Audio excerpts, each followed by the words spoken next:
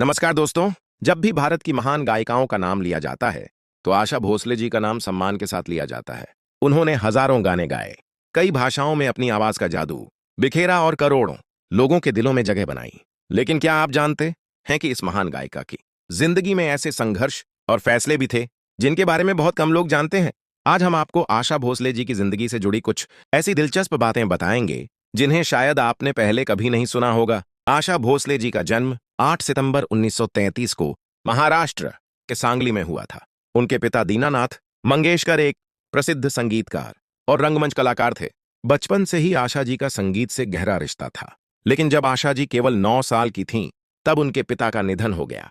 परिवार पर दुखों का पहाड़ टूट पड़ा, आर्थिक स्थिति भी कमजोर हो गई। ऐसे समय में आशा जी और उनकी बड़ी बहन लता मंगेशकर ने परिवार की जिम्मेदारी उठाने का फैसला किया। छोटी उम्र में ही उन्हें फिल्मों में गाने और अभिनय करने का काम करना पड़ा। बहुत कम लोग जानते हैं कि मात्र 16 साल की उम्र में आशा भोसले जी ने अपने परिवार की इच्छा के खिलाफ जाकर गणपतराव भोसले से विवाह कर लिया था। यह फैसला उनकी जिंदगी का सबसे कठिन मोड़ साबित हुआ। शादी के बाद उन्हें कई परेशानियों का सामना करना पड़ा। हालात इतने मुश्किल हो गए कि आखिरकार उन्हें अपने बच्चों के साथ अलग होकर नई शुरुआत करनी पड़ी। उस समय उनके पास न तो ज्यादा पैसे थे और न ही फिल्म इंडस्ट्री में कोई मजबूत पहचान। लेकिन उन्होंने हार नहीं मानी। ये बात बहुत कम लोगों को पता है कि करियर के शुरुआती दिनों में आशा जी को अक्सर छोटे बजट की फिल्मों में गाने मिलते थे। उस समय बड़े संगीतकार और निर्माता ज्यादातर लता मंगेशकर जी को प्राथमिकता देते थे।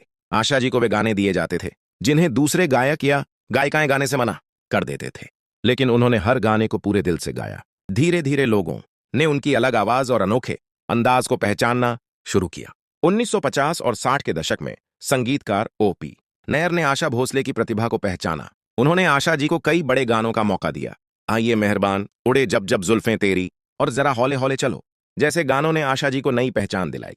यहीं से उनकी जिंदगी पूरी तरह बदलने लगी। एक और रोचक बात जो बहुत लोग नहीं जानते वह यह है कि आशा भोसले और आर.डी. बर्मन की संगीत जोड़ी भारतीय संगीत इतिहास की सबसे सफल जोड़ियों में से एक बनी। आर.डी. बर्मन ने आशा जी की आवाज में वह क्षमता देखी जो दूसरे लोग नहीं देख पाए थे। उन्होंने आशा जी से ऐसे गाने गवाए जो उस दौर में बिल्कुल नए और आधुनिक माने जाते थे। बाद में दोनों ने विवाह भी किया और संगीत की दुनिया में कई यादगार गाने दिए। आशा भोसले दुनिया की सबसे ज्यादा गाने रिकॉर्ड करने वाली गायिकाओं में गिनी जाती हैं। उन्होंने हिंदी के अलावा मराठी, बंगाली, गुजराती, पंजाबी, तमिल, तेलुगु, मलयालम, भोजपुरी और कई विदेशी भाषाओं में भी गाने गाए हैं।